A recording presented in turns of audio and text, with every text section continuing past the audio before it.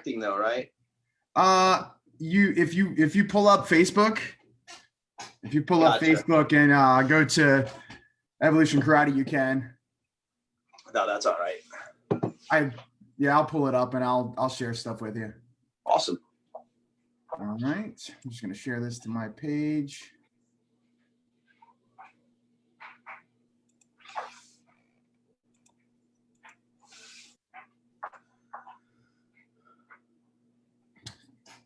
Okay. Well, good morning, sir. Thanks for joining us. Yeah, good morning. My joining pleasure. me since my wife just left. Thanks for carving out some time for us today. I talked with you last week, and you've been a pretty busy man. It seems like the stay at home has actually made me busier. Doing Zoom lessons pretty much every day, all day. Yeah, I totally know the feeling. You're doing more work, like you said, more work from home than you ever imagined doing when it comes to karate. Yeah, on top of that, teaching karate via Zoom, but the projects that I'm doing around the house that have built up over the last few years. So now I'm pretty much at the end of that. What have you been working on?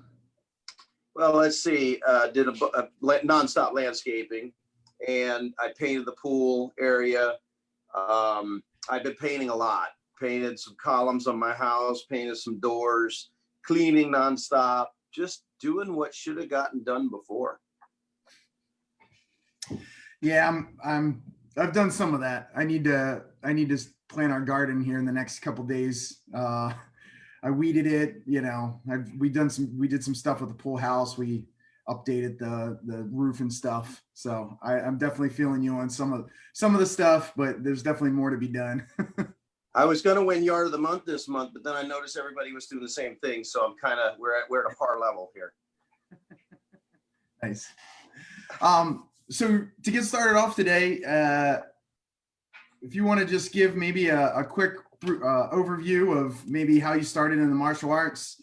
If anyone out there is watching it does not know you.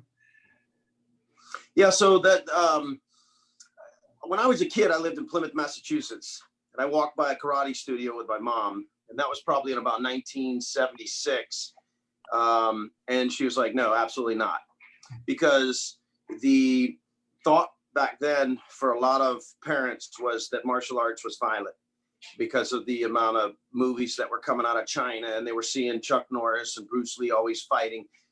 Parents didn't fully understand what martial arts were about. And so it wasn't until I went to college where a program was started. I went to Troy University in Alabama, and they were offering a class, and you could get credit for it if you were in ROTC, which I was not. But they let some people in anyways, and the rest is history. So I started, but definitely influenced by a lot of the Karate Kid movies where it started gaining popularity. I was like, I really want to do that. And then once I left the house, obviously made a decision on my own to start it. And thank goodness it was with the World Tung Soo Do Association. Oh, okay. So right from the beginning, it was with World Tung Soo Do? Absolutely. There was a Air Force captain that had gotten his black belt, and he's the one that was offering the program. His name was Mark Eaton. So he and his son did it, and they started essentially what was a club. And there were about 50 people in that club. Probably 47 of them were all Air Force because they were getting credit. And a few of us that were non-Air Force. He kept that program going for about a year.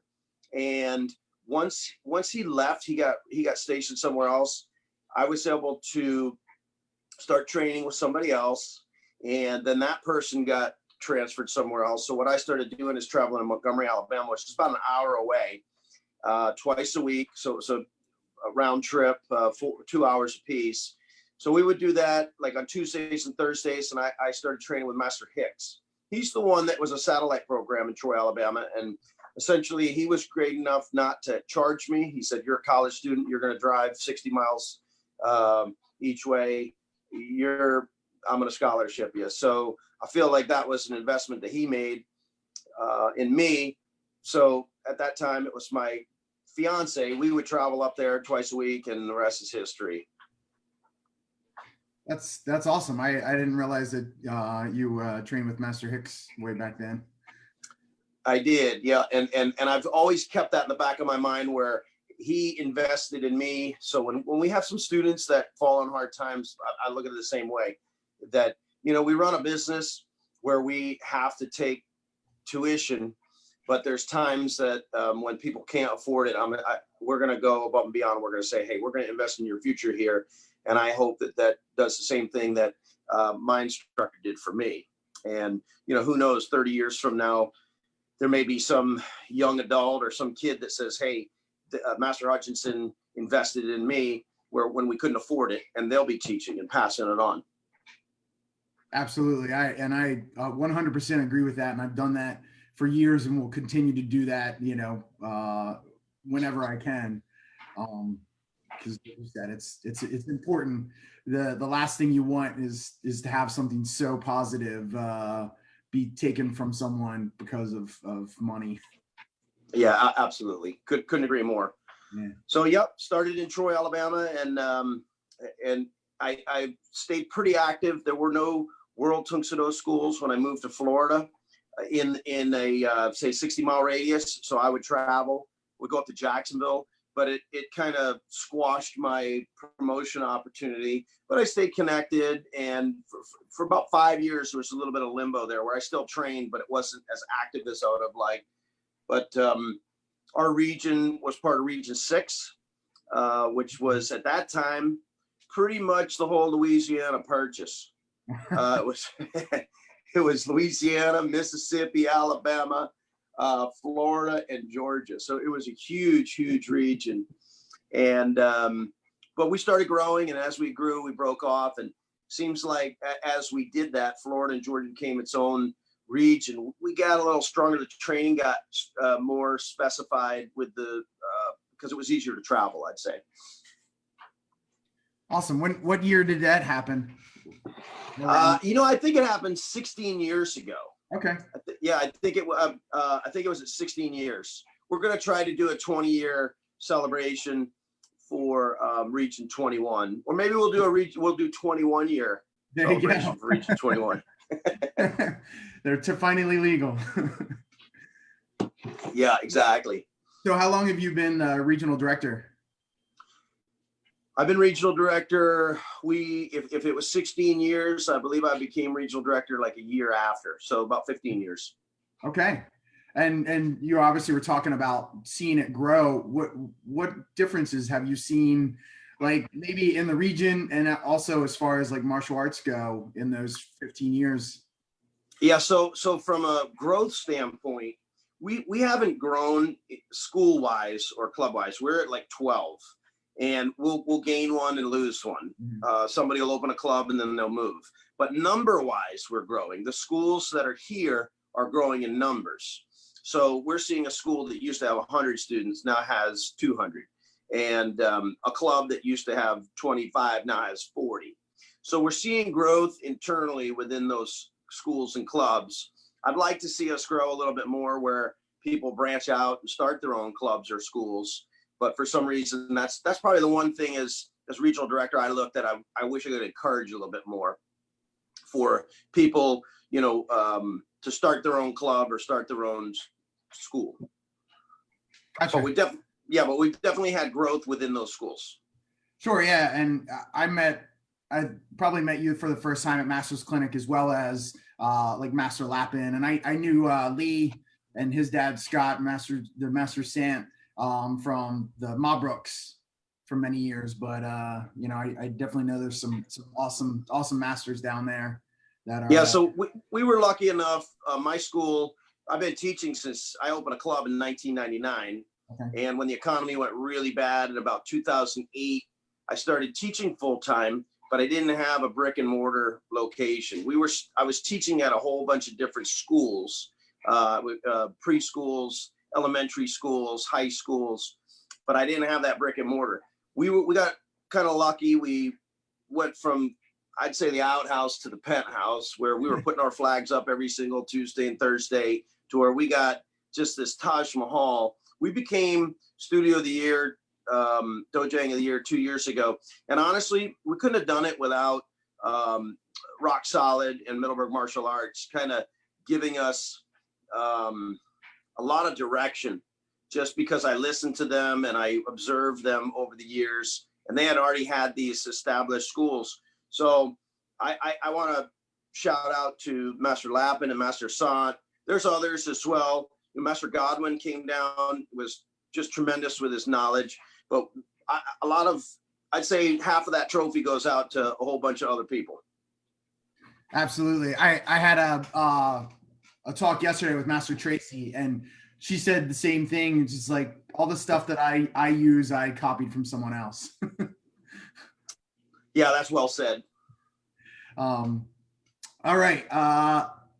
So real quick, obviously you talked about the Sants and Master Lappin. And like I said, the first time I heard of Region 21, honestly, I'm sure I had heard of it before, was when the Mabrooks moved down that way. And do you just talk about maybe for a second about how awesome those guys are?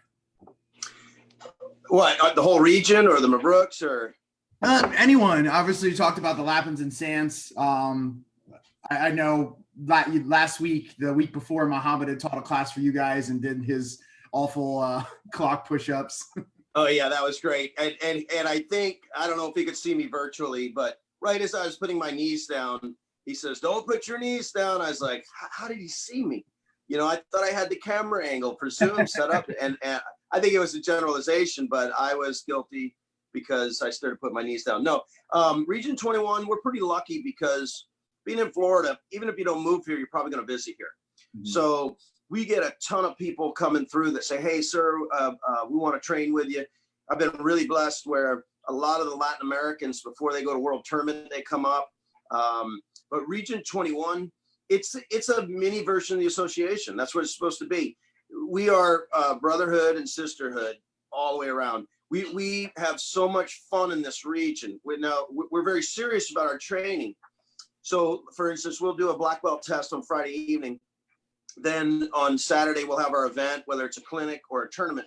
But we have a festive evening planned for everybody Saturday evenings. So it has created, in my opinion, a camaraderie that is what Grandmaster Shin was looking for. So we're blessed. You know, we're not perfect. We definitely have our hiccups and we have our run-ins. Any family does.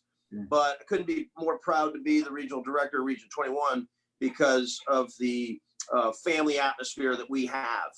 It's just been tremendous. It's been a highlight of my life. That's awesome. I still remember the first time I saw the one T-shirt with from the casino theme you did. Yeah. I always thought that was super cool.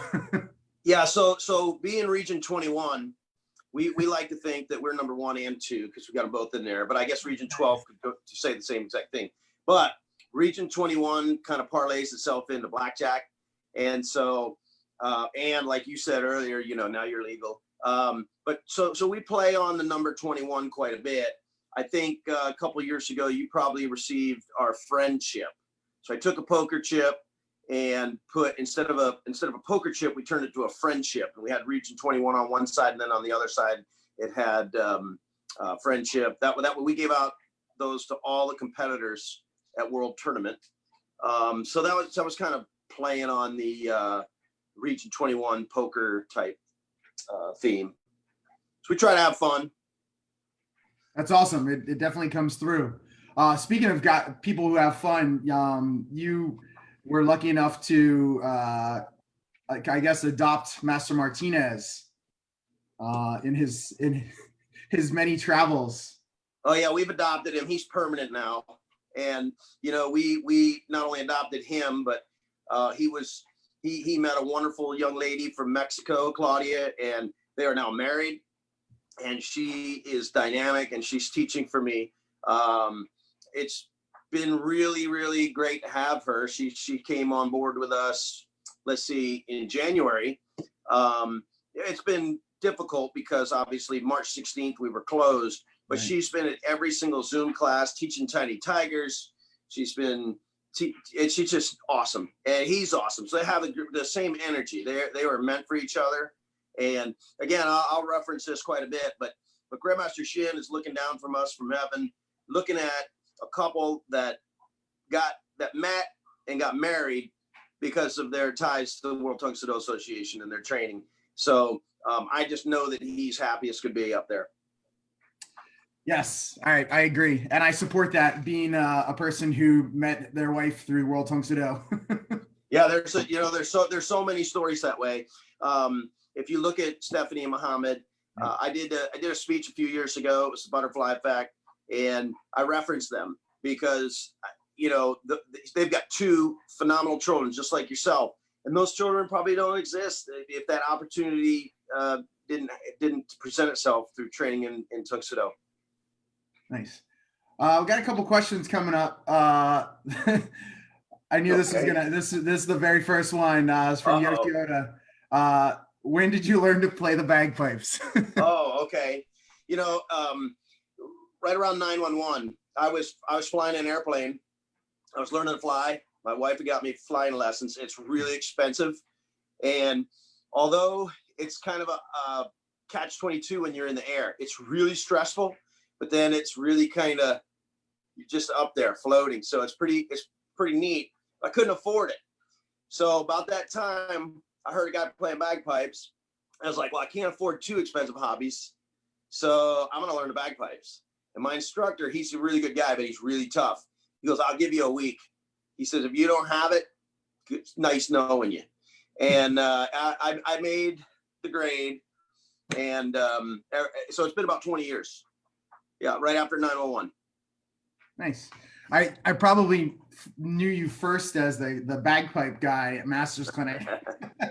I don't have a problem with that. I'll be known as that. It could be worse. It could be worse. Yeah, that's true. So the bagpipes are the hardest instrument in the world to play.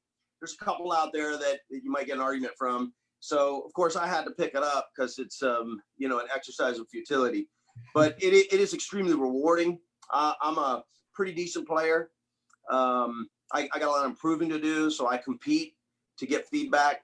Yeah. But when I can play at a funeral, whether it's a wedding, a funeral, a birthday party, and bring hopefully joy to whoever's listening, that is the ultimate reward.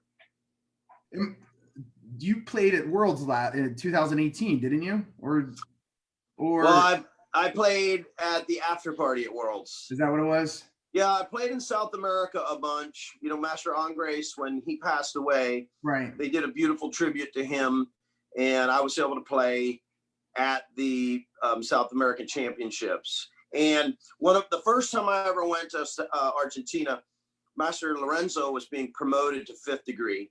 And I had played at the clinic just to practice and whatnot.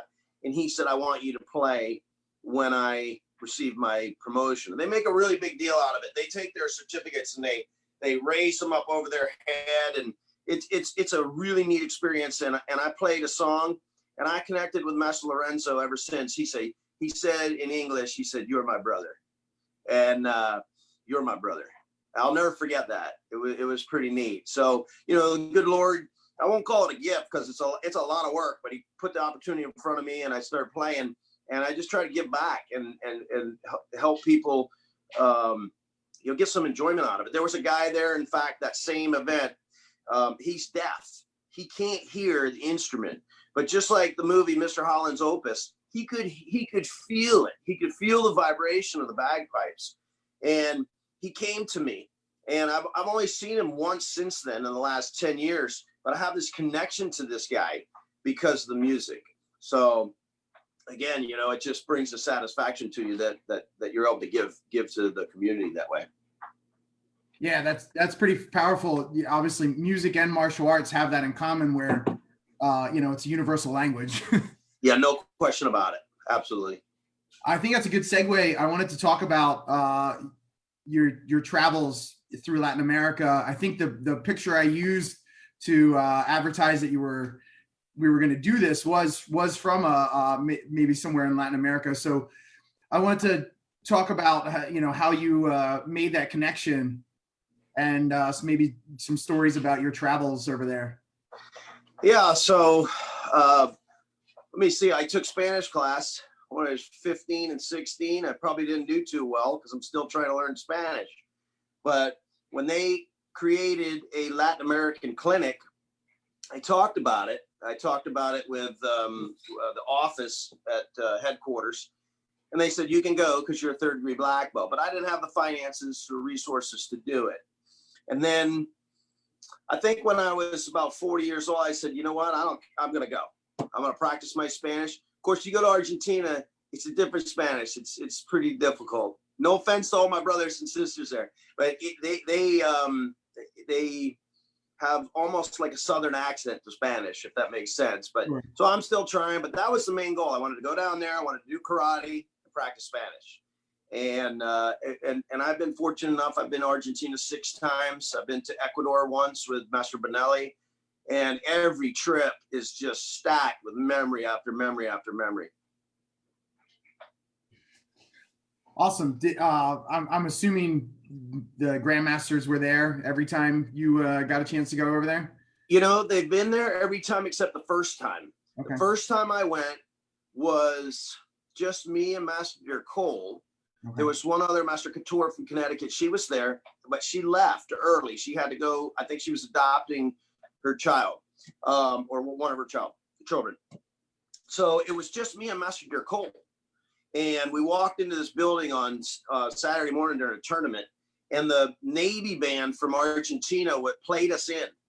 And I was like, wow, this is absolutely incredible. There were probably about 1,000, 1,200 people in the building. Everybody stood up while we were walking in. They were playing. It was unbelievable. And of course, when I got back, reality set back in that I'm really not that important. But if you want to feel special, go to Argentina for their Latin American clinics.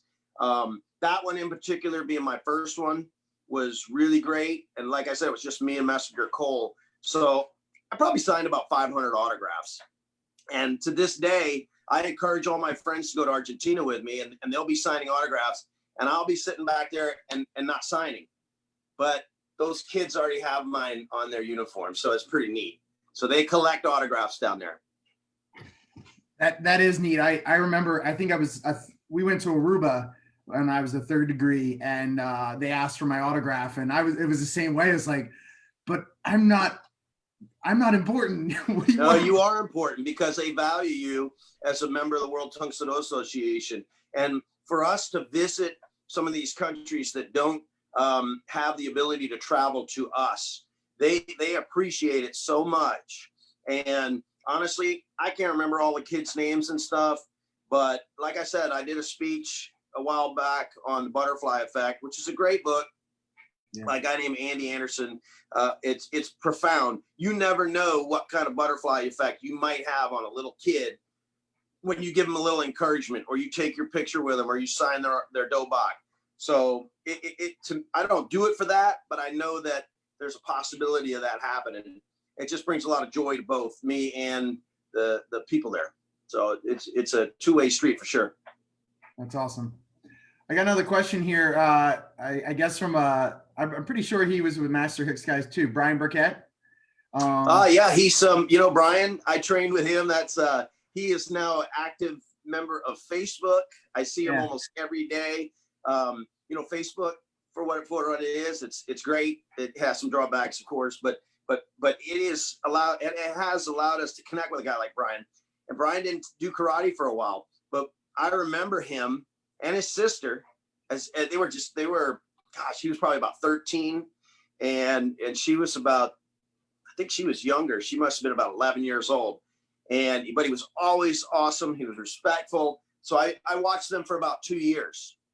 And last year at World Tournament, I got to meet his entire family, who's all doing karate. And he's just awesome. And I couldn't have been happier. I just wish that we wouldn't have lost him in the interim, Right. Yeah, I've got a chance to connect to him through Facebook and all this going on. He had a question. He said, what's the best change you've seen since training in the basement of that church in South Montgomery County? I don't know if it's an improvement. There's a lot to be said about training in a basement, because again, traveling all over the world, we take it for granted what we have here. If we don't have air conditioning, we complain. If we don't have a chair and a desk to do the written test on, we complain. And when you go to South America, you might have 40 people in a 200 square foot room. And when you take your written test, you might be sitting on the floor. And so I think there's a lot to be said from training in a basement like that. And so I don't know about improvements. You know, with improvements, I like I mentioned before, I've got a beautiful studio, but there's a lot of stress that goes on to keep the doors open in a big studio, versus at the bottom of a church, it is what's the saying? It's just carefree, right. Footloose and fancy free. Yeah, you know, where you're just there to train. So in a lot of ways, it's just more pure. It's more pure training. So that's a great question, though, Brian. Let's see. Rusty Camacho he said Sunday morning training is always awesome. Yeah, so we're going to be going back. That's something that we implemented in Region 21. It's for second degrees and above. So we know that the seniors always do a lot of the teaching.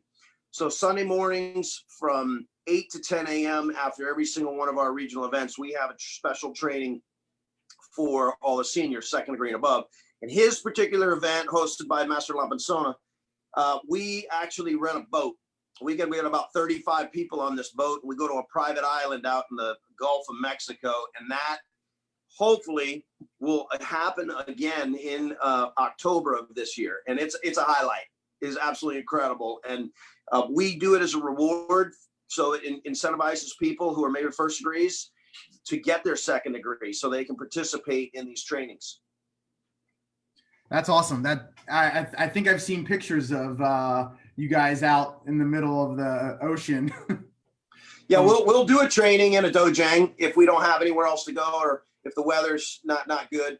But we're going to try to find somewhere to connect with nature and do that training outside. We did a real nice one up in Georgia on a lake. It was really, really pretty.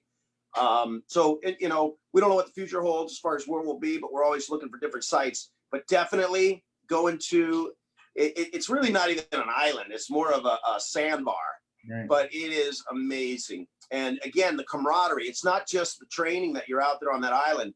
It's the 45 to 50 minute trip to get to that island and the 45, 50 minute trip to get back. It's just being with like-minded people that have good spirit, that are wanting to grow our Tungsten family.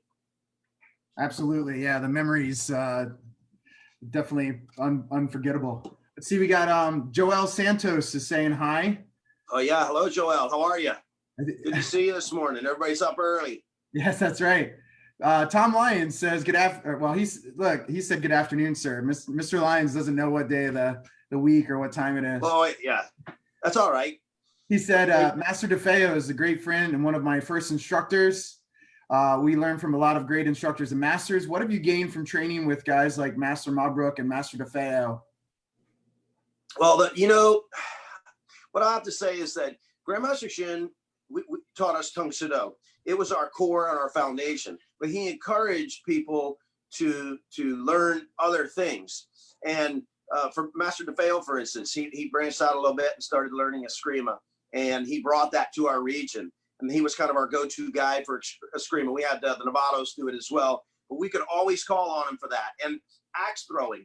Master Novato brought knife and axe throwing, which is now something we have it in our studio. We have a massive target, and so we do knife throwing for senior students in our school and axe throwing in the school, and that's directly attributed to Master DeFeo. As far as Master Mabrook, you know, high energy, Hapkido, just it goes on and on and on. But the one thing about Master Mabrook that he brought to Region 21, he's always smiling and always bringing positive energy to us, and we miss him. We hope he comes back at some point, but at the same token, we just know that like he was able to connect with us with Zoom. He'll be there anytime we call him and his whole family. Stephanie would come, the boys are so they'll be there for us. So that he epitomizes what Grandmaster Shin wanted in an association. Absolutely. Wanted to talk about something about your dojang that is unique as your t-shirt wall. Oh yeah. So you could, So yeah, that kind of somehow developed. I had all these T-shirts, and I certainly didn't want to throw them away, but I wasn't wearing them. And be honest with you, like this T-shirt here, it's the new material. It's the moisture wicking. So the cotton T-shirts, I really don't enjoy wearing those anymore. But I didn't want to throw them away. And the lady who works for me, Jen, she's my office manager. She's like, well, you know, they may have these boards down at uh, any fabric store. You can buy these, and so I highly recommend anybody to do it. So I said, okay, let's try it. Sure enough, you take a T-shirt and you turn it into a piece of art. Started filling the wall, and it warped into. If you visit our school, we will put your T-shirt on the wall. If I visit your school, we'll put your T-shirt on the wall. So it's the wall of fame.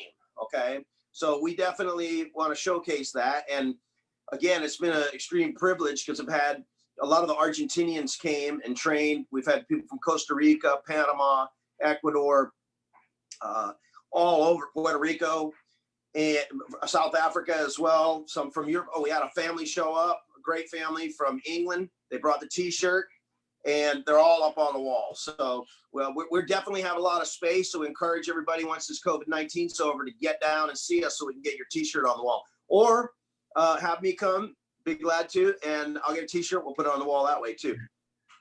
do you have an estimate of how many t-shirts you actually have? Yeah, so we probably got about 50 T-shirts right now. Yeah. But we have room to put hundreds. Yeah, there was a guy from one of the schools in Argentina. They all brought their T-shirts. He didn't know. I just remember him, super guy. He goes, sir, I didn't know. I will get you a T-shirt. And about 6 months later, a T-shirt showed up. And so we did a presentation to put his T-shirt on the wall. But I felt bad for him, but that's how important it was to the other people to get their T-shirt on the wall. So I definitely recommend other schools to do it. It brings a neat camaraderie for the association and for your school. That's right. You heard it. Go to Florida and bring a T-shirt. That's right. Master Dan Fairley asks, meeting you in Epcot doesn't count? No, it does not. That does not. See, I made the rules up so I can kind of modify them too, but you have to come to the school. So yeah, Master Fairley and I and his wife, we get together at Epcot quite a bit and have a great time. So I've had several people give me their T-shirt and say, here you go. I said, I'm sorry, it's a beautiful T-shirt, but it doesn't go on the wall unless I come to your studio or if you come to my studio. Sorry about that, Dan. But I've been inviting them up to my house for a while too. They got to come up, and you don't have to. I didn't say you had to train. You just have to show up to the studio. How's that? There you go. Just come. Just bring the shirt. Yeah, exactly. Joel says, "I love the Ilsusik applications that he taught to senior Samdans in camp in Puerto Rico." Yeah, Puerto Rico was awesome. Freddie's got a great thing going down there, and the campground that they have apparently was pretty decimated by the hurricane a couple of years ago. But they recovered and they're back stronger. I was fortunate enough to go down there. Master Burgos invited me and had a wonderful, wonderful training session. Again, you know what Mary Tracy said, she just borrowed stuff. So, I kind of put my own flair on things, but I did add-ons and whatnot. I kind of take the one steps, which are, again, our base or our platform, and I try to expand on them to where they might be a little bit more useful for the street. And the seniors were seemed to go over pretty well.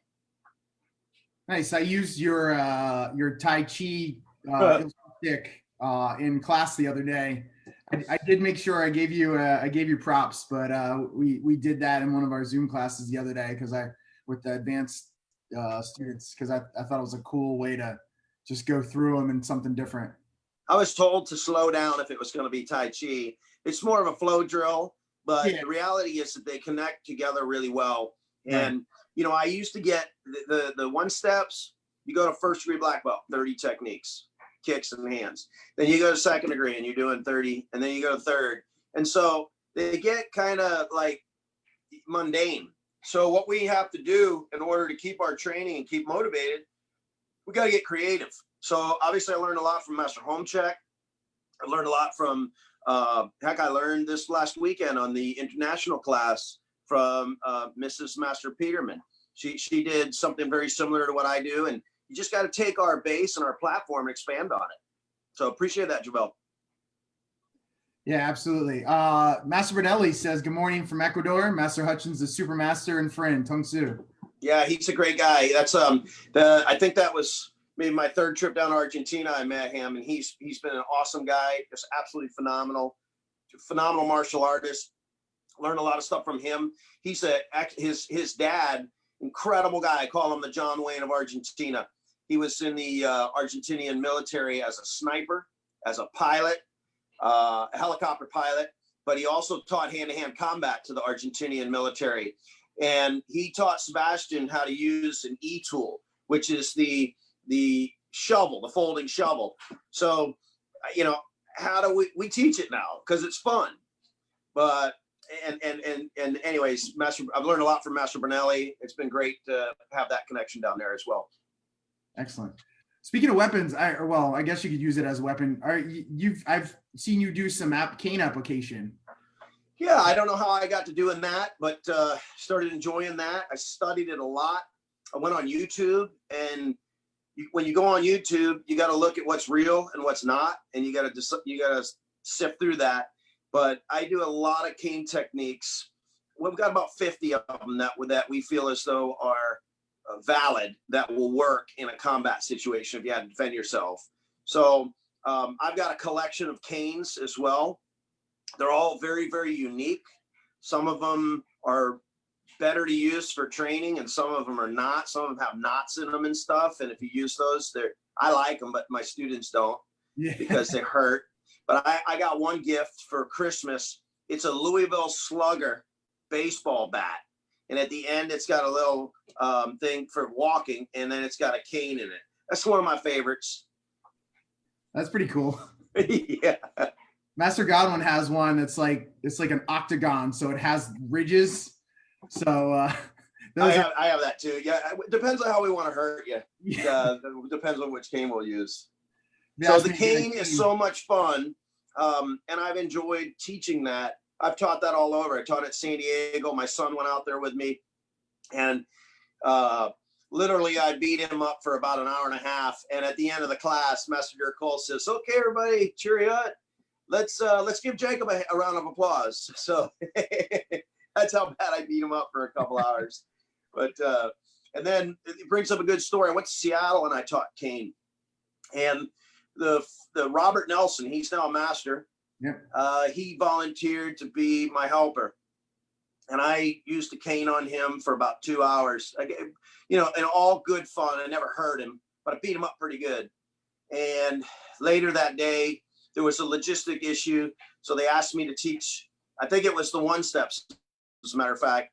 So his post on Facebook, I'd never met him before. His post on Facebook that day was, "This morning, I met a man.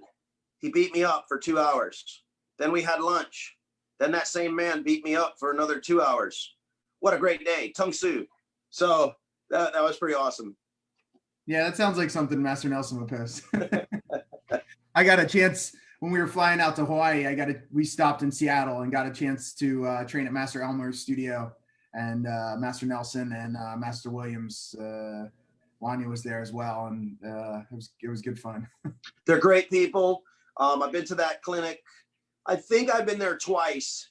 I was supposed to go one year and it got canceled, or I had to cancel due to a logistic issue here at my end. I was starting an after-school program, but it's definitely something that I look forward to trying to do. The Seattle event is awesome. Highly recommend for you to travel out there. Yeah, I love that. I love Seattle. It's a great city. Absolutely. I was thinking you mentioned your son. Maybe you could share some information on your family. Like Who trains, who doesn't train, who needs Yeah. to So, train? well, so my wife has been a brown belt for 30 years, I guess. And that's good for her. She doesn't really train. She'll do SEL's cardio class tonight. That's about it. But my older son, Joshua, he was my very first student. We started at a church and they put it in the church bulletin wrong. So we went down on a Monday night and it was just me and him. And he goes, Daddy, I don't think anybody's showing up. So I said, that's all right, son. You and I are going to do karate. And that was our starting moment for Central Florida Tanks to Do. So that was pretty neat. He never did get his black belt. He got very active. He became a very good soccer player and also musician. And honestly, the high school band is so demanding. He just didn't have any time. But he got up to blue belt. Maybe we'll get him back one day. My younger son, Jacob, he is now a United States Marine. And I wouldn't say he trains in Tung Soo Do actively because he's out in San Diego and he's pretty busy. But he is a second-degree black belt. And one of the nicest compliments he ever gave me, he went to boot camp. He was doing all the stuff. He wrote me a letter and he said, Dad, it's all the same stuff that you taught me over the years. So he was very thankful, kind of gave him a head start and a little bit of an advantage at boot camp. Nice. Yeah, that's that works. Everyone has their own, and Mary said the same thing. You know, she never pushed her kids to do it, and you know they did it and they continue to do it. And if they don't do it at some point, that's fine too. Right. Yeah, absolutely. But I'd love for them all to do it. It's pretty neat when Jacob can get the uniform on. He still remembers he's a real good fighter. He's a savvy fighter. I know Grandmaster Shin said this to a bunch of people, try to motivate him. But he said to Jacob, I'll never forget it. He goes, Jacob, you win championship one day. You get in everybody's head. Because Jacob will drive you nuts. And he does the same thing when he fights. So he's pretty savvy, pretty smart fighter. Nice. You just brought up fighting, and it made me think of you do something unique at, I don't know if you do it every clinic. You do you've done the tag team sparring in the past or team sparring? Yeah, so I competed once. It's not a fond memory, but I competed in the US Open here in Orlando in the team sparring, and the format is really not that fun. And it's a political issue down there too. Nonetheless, it set a foundation for trying to bring team sparring to our region. And then I went out to Region 20. Sal Convento had an event and he was doing the team sparring and he had music on and stuff. I was like, perfect. So we took it back here. We do team sparring at Black Belt Camp. We've done it at a couple of our regional tournaments. And basically you have 3 minutes. It's tag team. It's in and out. It's flowing. There's music. You get 2 points to the head. It's just awesome. And it's something that we did not do it one year. And next thing I know, on the survey, everybody said, why didn't you do team sparring? So we've kept it, and it's just been great. It's been a really, really neat addition to our region. That sounds like a lot of fun. I would be all about that. I love sparring. So yeah, we've had a lot of fun with it. There's been good memories out of it. We've had husbands and wives spar in team sparring. And even though the guys technically won that match, like point wise, I think it was 12-6, the women won. I gave it to them. I thought they had better technique. So we just declared them the winners. Hey, you're the boss, right? You're in charge. You make the rules. I made the rules. Yeah, exactly. Richard Hudnut says, I'm inspired by your consistent motivation and Tung Soo spirit. You've helped keep me in Tung Soo Do. Well, I appreciate that, Richard. He's a great guy. I still got to read his thesis. I've been pretty busy. I will do that. He's a candidate, second-year candidate. He's a great guy and definitely is what you can look for when you think of indomitable spirit. Great spirit from him, always upbeat, super guy. And that's why we do this.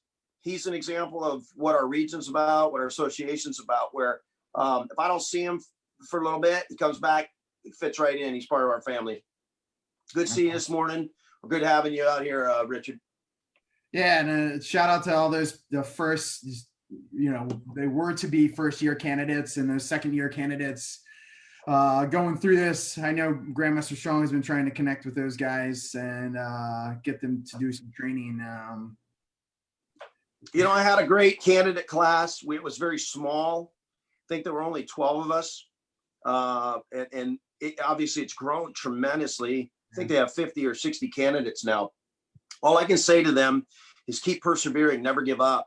But this is, you are unique because you are the class, whether this is your first or second, you're kind of the class of 19 because of COVID-19. You have a memory that nobody else will have.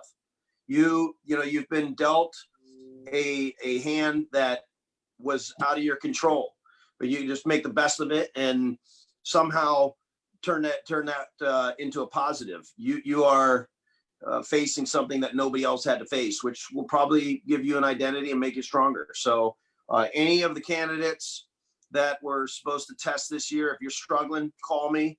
We'll talk. I'm here for you. And I'm proud of you for staying the course. Absolutely. And honestly, what's great about our association is I'm certain that pretty much every master out there would do the same for anyone that's, feeling down or whatever the case may be. Yeah, I make it a point every year at Masters Clinic to go over and shake everybody's hands. It's getting real difficult because there's so many of them. There's limited time. I try to get to every single candidate, shake their hand and say good luck. Some of them I know, some of them I don't. So spend a little bit more time with them and whatnot. But the seniors, we're here for you. So and honestly, if you're a first degree black belt and you're listening to this, our goal is to get you to Masters Camp one day. So we're all here for you at any time. And I just wish we could have done that in person this year. But like I said, it'll happen. Just be patient. I got a lady in my region, and boy, she was stressing out because she was getting ready to test for second degree black belt. And now she's got to stress another 3 months because we had to postpone the test. Just is what it is. Yeah. So, and actually we'd have turned that into a strength because we got 3 months more of training and we're going to have a better test.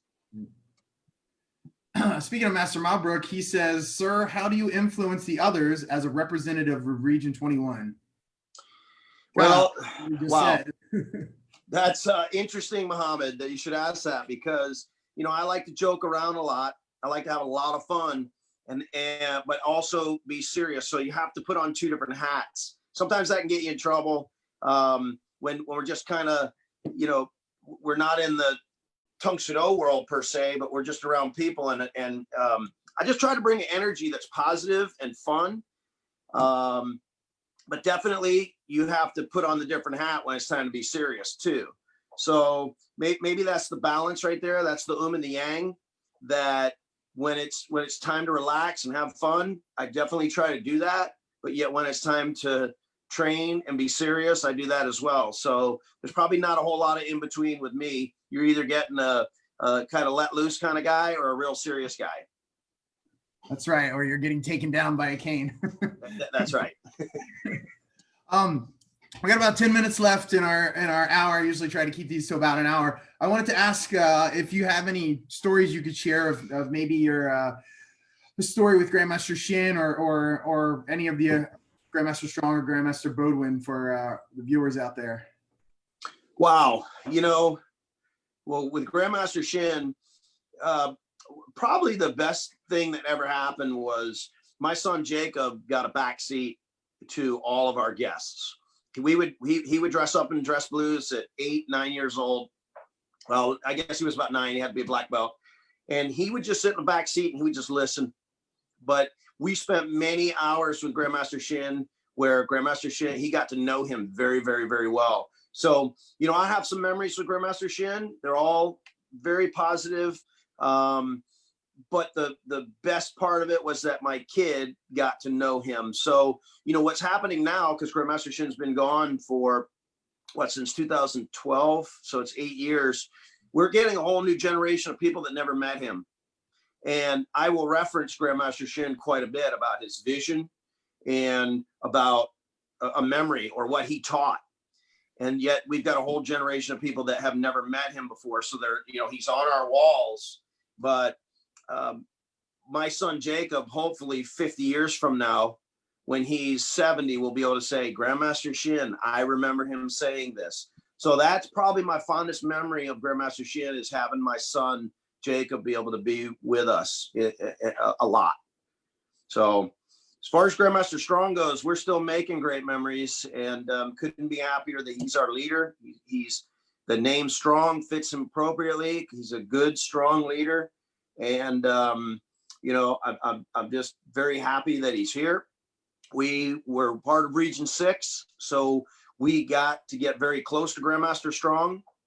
So we were very, very fortunate in that regard, and always had a good time when he's coming here. He's a plethora of knowledge in Tung Sudo, and just an awesome guy from a personal standpoint. So comes to Grandmaster Bodwin, I didn't know him very well until I went to Argentina. It was the first time I met Sebastian down there. What a guy. What a funny guy that, you know, I learned a lot from, because he wore those two hats as well. He had a sense of humor that a lot of people didn't know about. And he was pretty funny, but yet he was very serious too. So maybe I learned that a little bit from him. But one of the memories about him, I fell asleep on the van. It's about a 4.5 hour drive back to Buenos Aires. And I woke up and I pulled my book out and I said, "Sir, would you sign this?" And he said, no, I'm all set. I was like, that is just, I didn't know what to think. And then I opened it up. He had taken my book out of my backpack, because the backpack was open, and he saw it. He signed it ahead of time. I didn't even know. So I asked him for his signature, his autograph, and he had already done it. So, and then when I opened the book up, we both got a real good chuckle out of that. That's funny. I got a chance to, when we went to Aruba for the Region 18 championship, both Grandmaster Strong and Bodwin were there. And I just remember the guys who were assigned to Grandmaster Bodwin's security detail. They were just like, we can't keep an eye on him. We're by the pool, and he just walked by himself, and it's like, "Hello, sir." And and then they like 10 minutes later, they come looking for him. I think they did it on purpose. You know, if I'm ever blessed enough to get up that high where I have a security detail, I'm gonna do everything I can to try to duck them. That's right. That's great. Yeah. That's something else, you know, being able to go there. I think on 2 or 3 occasions where the two of them were there together, that's pretty special. It's definitely more intimate down there where there's not as many people. And because you're in the group of dignitaries, so to speak, you know, you eat dinner with them all the time, and you really get to know everybody really well. So. Yeah, that's what I know. Seeing the pictures from the Latin American Masters Clinic, I know it seems like a very intimate, like you get to really meet and spend time with every single person. That's the people there are incredible. The entire South American continent, Tung Sudo, Chile and Argentina, obviously Ecuador. It's growing now. I think they have some schools in Peru. Their hospitality is second to none. It's incredible. So all the senior Somdans and masters that are in the United States or around the world, I highly encourage you to attend that clinic. It's on my bucket list to go to European clinic as well.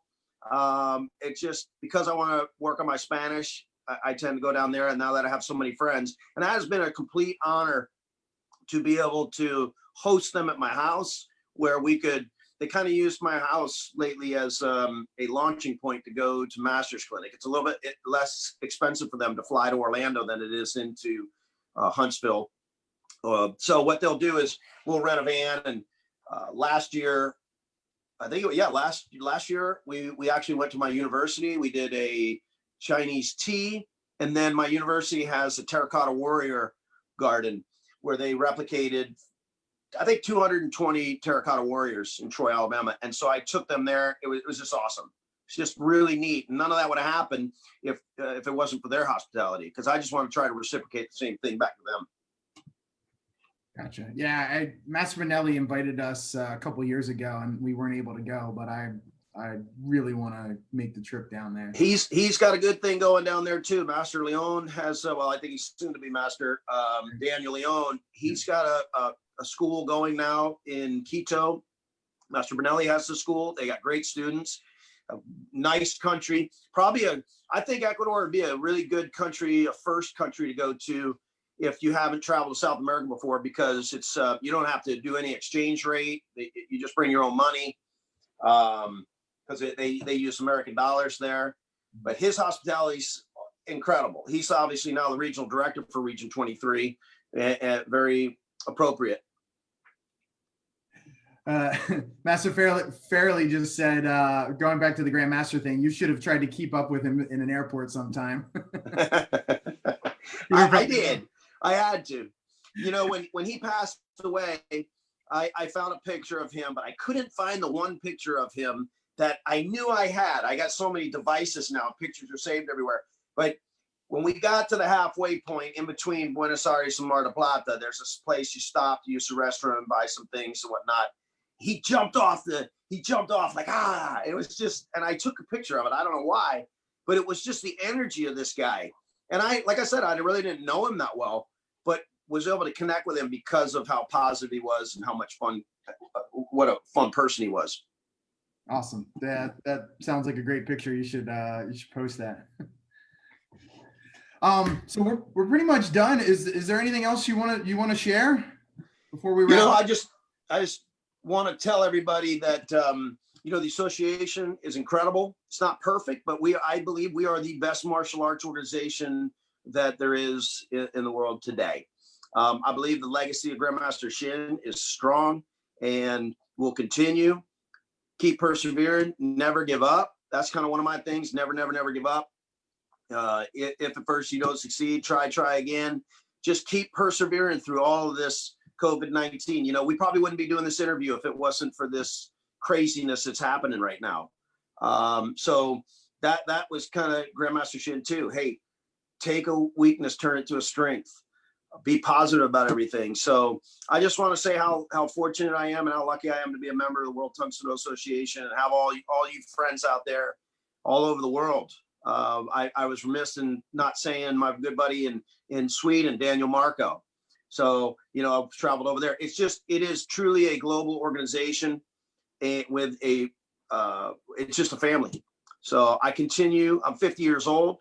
Can't believe it. I know you can't tell, but I just look forward to the memories that I have with this organization and with all of you in the in the future. Yeah, that if anything, if you got anything from this interview, it's go out and when we have the opportunity to go out and train with other people. You're the poster child for that. Well, I appreciate that. One thing that I'll do when I give you happy birthday, if they're friends on Facebook, I will always say Tung Su and God bless. I mean that from the bottom of my heart. I'm a flawed man, but always trying to do better. But it is literally, those are the two things, Tung Su and God bless. I guess that's the way I could finish the interview. Awesome. That's great. Thank you again for taking the time to do this. No, thank you for doing it. It's a great thing. Yeah, it's cool. It's been really fun getting a chance to chat with people, like you said, that wouldn't have had the chance to do or the time or the thought to do otherwise. So yeah, we're gonna get somebody to interview you. Master Setianto did one with me. I was the guinea pig. Oh, okay. I'll have to go back and look at that. Awesome. Yeah, I was the guinea pig. He basically set up the camera in front of the laptop that had my Zoom meeting on it. It was it was only 3 weeks ago, but it was very archaic then. That's all right. You gotta start somewhere. Yeah, absolutely. All right, sir. Well, again, thank you so much. Absolutely. Tung Su. God bless. Tung Su.